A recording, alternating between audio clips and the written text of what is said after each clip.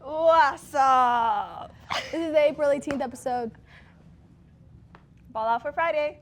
First up, we have Sports Machine. Hi, West High. This is Sports Machine. My name is Eric. And I'm Weston. And this week, not a lot happened with sports. Lacrosse lost to East. Volleyball had a alumni game. They lost to last year's seniors who graduated. Baseball lost to, was it Brighton? Yeah, by less than 20, so we count that as a win because they're one of the best teams in the country. No. Softball beat Highland 20-8. Track and field won 1 through 5 for the last 100 meter. At their last meet. That was really good. Yeah. All right, West High, that is all for Sports Machine. See you next week, where Weston isn't laying on the ground and whining like a little baby. Boys soccer. We have boys soccer. Oh, okay. What happened there? We beat Brighton 3-1. There's a game tonight at Skyline at 3:30. All right. Next Tuesday, baseball has a home game against Olympus. Show up. I'm pretty sure the field is by the track across the school.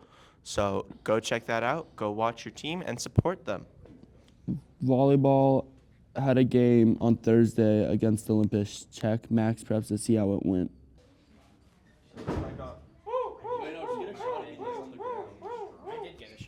These teachers are going to ball out for Friday. Panther in the hall. Welcome back, West High. Welcome back to another episode. Today we're going to be asking who's your favorite teachers. Okay, who am I here with today? Sophia. Caroline. Okay, now who's your guys' favorite teachers? Mr. Smith. Mr. Smith. Okay, now let's go find Mr. Smith. Who am I here with? Mr. Smith. Okay, Mr. Smith, how do you feel that Sophia and Caroline said that you were their favorite teacher? Probably because they're both at like 94% and they just need to get to 95% to get an A. That's probably the only reason I can think of. Who am I here with today? Yureli Gomez. Okay, now who's your favorite teacher? Mr. Butler. Okay, we're gonna go see Mr. Butler now. How does it feel that Yureli said that you were her favorite teacher? Oh, I think that's really sweet. Ureli's a great student, and she's in my PAC class, and I think that's really awesome. She's overcome some huge obstacles, and she's strong, and she's smart, and she works hard. So I'm honored by that. Who am I here with today? Kobe. Okay, Kobe, who's your favorite teacher? Mr. Matheson. Who am I here with? Mr. Matheson. Okay, Mr. Matheson. How do you feel that Kobe said that you were your favorite teacher? Wow. It's always nice to be appreciated by students, and everybody in this school that's a teacher just really appreciates their students and loves having them here. Does count. Okay, who am I here with today? I'm Lila. Harper. I'm Beatrice. Okay, now who's your guys' favorite teachers? Miss Thompson. Miss Thompson. Miss Hernandez. That is all for today. West High. We'll be seeing you guys next time. What's your name? Troy. And what grade are you in? 10th. What are you planning on doing for Easter? Probably eat or have an Easter egg hunt. Okay. Nope. And what's your favorite candy? Snickers. Okay. All right, that's it. What's your name? Spencer.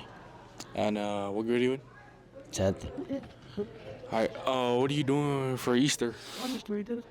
Easter egg hunt. Okay. And what's your favorite candy to get? Snickers. Okay. What's your name? Olive Moi Moi. And what grade are you in? 11th. All right. What are you planning on doing for Easter? Work. Just go to church, go to work. You're not like doing the Easter egg hunt? Come on now, 2025, how old are we? All right. What's your favorite candy to get? Cranny Tuesday. I don't really like the candy. You know the golden eggs with the money in it? Yeah. That's my favorite one. All right, what's your guys' names? Holla. Becky. And what grade are you guys in? Junior. Sophomore. And so what are you guys doing for Easter? Working.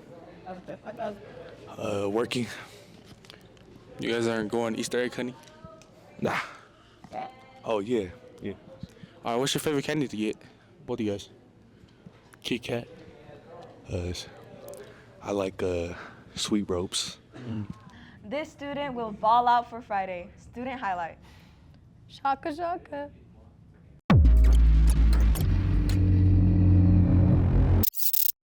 Hello, what is your name? Brandon. And what grade are you? I am a junior. What is your favorite class? Commercial Arts 2. Who's your favorite teacher? Miss Delphine from Commercial Arts 2. Do you do any activities after school? No. Hot water or cold water? Cold water. Do you have a favorite video game? Legend of Zelda Tears of the Kingdom. Who's your favorite hockey team? Utah Hockey Club. Yeah. Would you like to shout out anybody? Shout out to my brother and Alpha Platoon.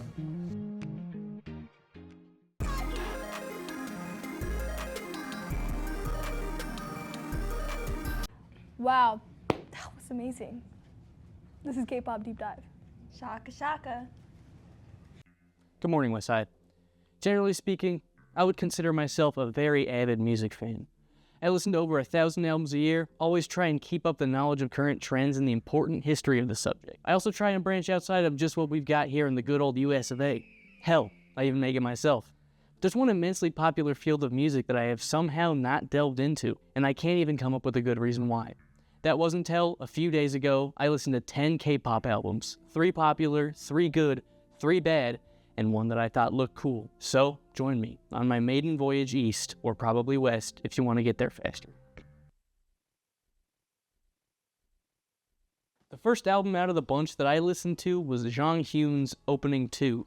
This was definitely one of my favorites, and unfortunately it set my expectations for the following very high. It was the highest rated album that I listened to, and while I do have my gripes with it, I can't really disparage it. From what I understand, this is a very adored K-pop idol who unfortunately passed months after this LP's release. Unlike other examples we'll get to, this album is very minimalistic. It leans heavily on some twinkly jazz pop and lounge composition, and some very lovely and very froggy/throaty vocal deliveries.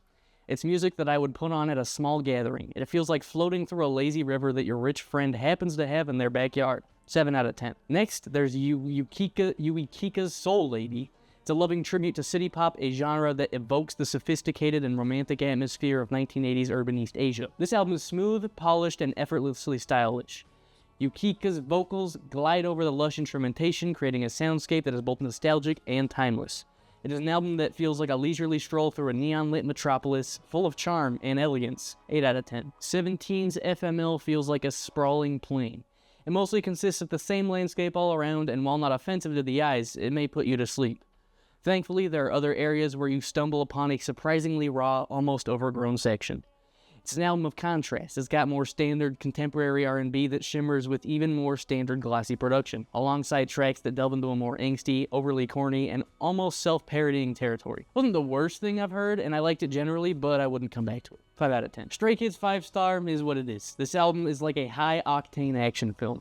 It's packed with dynamic shifts, messy production, and an obnoxious energy that rarely lets up. At least it sounds a little out there. There's a sense of controlled chaos here, for better or worse. 4 out of 10. Map of the Soul 7 is a derivative pop project from likely the most notorious K-pop group, BTS. Most of these albums felt very fake and very boring, and I understand that this common criticism I have can be met with, well duh, it's the most mainstream cultural export from the country, it's charting pop music, and to that I say, yeah, you're right, but that's not gonna stop me. This album was extremely well produced, but it was not interesting in the slightest. The best song was Black Swan because it leans more into the R&B sensibilities of the genre, which I like generally speaking. 4 out of 10. Odd Eye Circle's Max and Match is a captivating blend of ethereal and edgy. This EP was a step in the right direction because I'm a sucker for some dream pop elements. Its biggest strength may be in how short it is, which felt like a stroke of luck after the bloated BTS album. Dare I even say it reminded me of the Cocteau Twins. I think I understood the lyrics to this EP more than any Cocteau Twins project though, and I don't even speak Korean. 6 out of 10. Wonder Girls Reboot is a delightful throwback, a loving homage to the sounds of the 1980s. This album is like finding a perfectly preserved time capsule filled with vibrant synth-pop, new wave, and freestyle. It's infectiously fun and brimming with retro charm. The band fully commits to the concept, and the result is a cohesive and thoroughly enjoyable listening experience. It's a burst of pure, unadulterated nostalgia, a vaporwave adjacent banger of an LP. 7 out of 10. Baby Monster's Drip is, from what I understand, the debut album from this group. They show a lot of energy on this album. Unfortunately, none of it is earned, and instead of filling me with motivation or the urge to dance, it just made me overstimulated and strung out. The track Woke Up in Tokyo borders on a 100 Gex song, but without the self-awareness. 2 out of 10. Jimin's Muse was the most boring and polished project out of all of these. I couldn't make any more comments if I tried. 3 out of 10. Baby Monster's Baby Mon 7 expands on the energy shown in Drip. I didn't want them to do that. This feels like walking through a bright city like Las Vegas, but you're also haunted by a group of Korean singers yelling at you. That happened to me once and I did not want to relive it. 2 out of 10. There you have it, my brief foray into the dazzling and occasionally deafening world of K-pop. It was certainly an experience. While I may not be trading in my current perfect, immaculate, and well-rounded music taste for light sticks and meticulously choreographed routines anytime soon, I can appreciate the hustle of the parties involved, and I admit that I added some of the better tracks to some playlists. After that vibrant journey east or west, whichever way the crow flies, I highly recommend checking out Midair Thief's Crumbling and Parannoul's Sky 100, the former being a beautiful folk and electronic and nautical journey, and the latter an unpolished, noisy slacker rock record. Both are some of my favorite albums of all time that just happen to be Korean. Look at me, I'm so international. I'm Korean now, I think. Gotta double check. Thank you, West High. This is this week's episode. Thank you, Panthers. See you guys later.